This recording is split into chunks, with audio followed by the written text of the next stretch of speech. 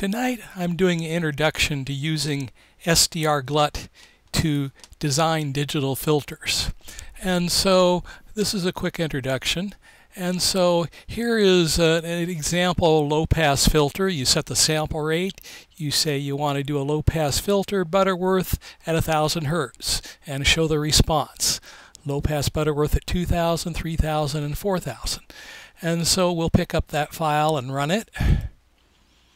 Okay, so that's low pass, open. Okay, and there you see it. There's the 4000 Hertz cutoff, 3000 Hertz cutoff, 2000 Hertz cutoff, and 1000 Hertz cutoff. So that's the low pass filter. And here's the high pass filter, and it's basically the same thing except you say C high pass, which means you want to do cascaded. You want to use the cascaded bilinear transformation. And again, response, show 100 points, show 100 points, show 100 points. And so we'll run high pass, C high pass. And here's C high pass, open. And there you have it. Here's 4000 Hertz, and that's using the Chebyshev, so you got a little ripple in it. And here's the 3000 Hertz, the 2000 Hertz, and the 1000 Hertz. And so the high pass works quite nicely. And now we'll go on to the bandpass filter.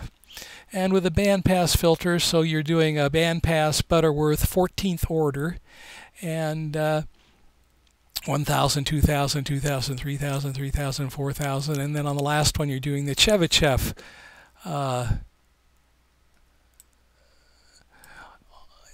with a 0.2 dB ripple at 2000 to 4000 Hertz. And so we'll run that one. Okay, so that's bandpass, open. And so here's 2000 to 4000 Hertz with a Chebyshev, 3000 to 4000 Hertz with a Butterworth, 2 to 3000 Hertz, and 1 to 2000 Hertz with the bandpass filter. And so we'll dump that one. And then here's the bandstop filter. And you say bandstop, Butterworth. This is only applies to the Chebyshev, so the last one says 0.2 dB Chebyshev, and it's 1 to 2000 Hertz, 2 to 3, 3 to 4, and 2 to 4000 Hertz. And we'll run that one. And see bandpass, bandstop, open. And you'll see I discovered a bug. There's a bug in the, when I was setting this up a few minutes ago, I found there's a bug in the Chebyshev, but I decided to go ahead again. It works perfectly okay with the Butterworth. And so we have 3000 to 4000, 2000 to 3000, and 1000 to 2000. And that was with the bandstop filter. And now what we're going to do is we're going to, so here is a bandpass Butterworth 14th order from 1 to 2000 Hertz, and I want it to write out the program that will actually run and test that. And so we'll run this, and this is bandpass, open. And so there's the response. And here in the window is a program that actually generates the filter, runs a frequency test, and tries it at 3 different frequencies. And so we'll cut the program out, copy the program,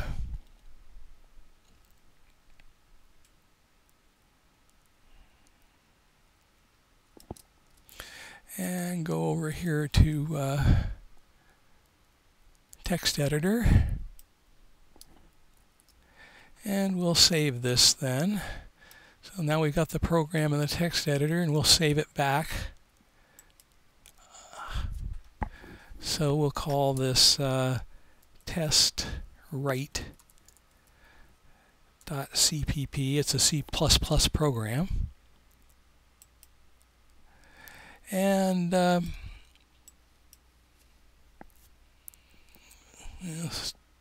start up another window here. New window. ED filter examples. And we'll compile the program. C-write test.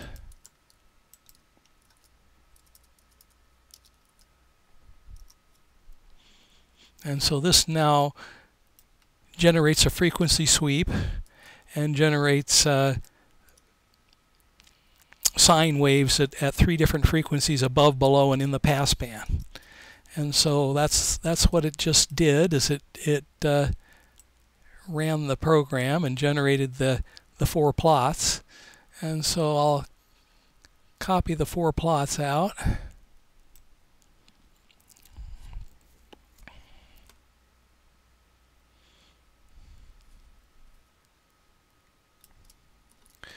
And go into the text editor again. Open a new window. And save this as an input file for SdrGlut. And save as, we'll call this wplot01.in. Alright, now we'll open it. wplot01.in.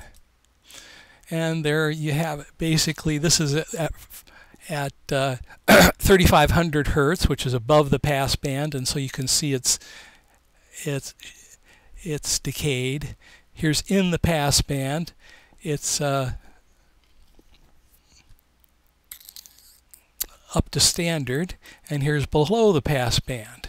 And then here's the frequency sweep. And so this was all done in an external program. And the reason that this hasn't, it should stabilize at 1. It turns out I only went 100 steps, so you have to increase the number of steps if you want it to actually go to equilibrium. And you can do that just by going back into the program here, and you can go down here and say, well, let's go 400 steps instead. Just change it to 400, 400, 400, save, and oops, that's the wrong spot.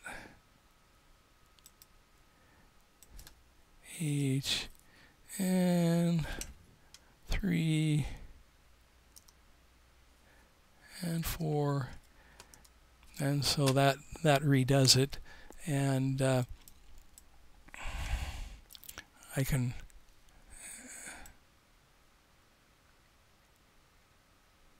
I gotta clear the screen, clear the scroll back, run it again.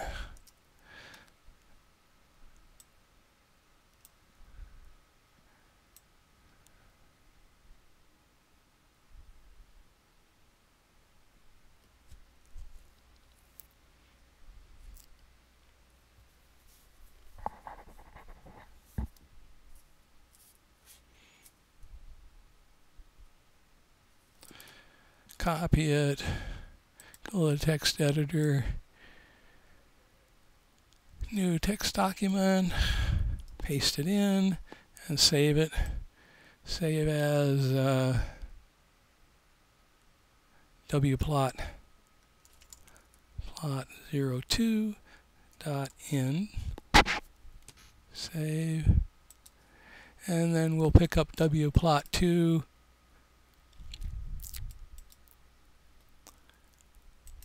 Open, and there you can see where you run it to later time. So at 500 it goes to 0, at 1500 it goes to 1, and at 500 it goes to 0, and the frequency sweep is still the same.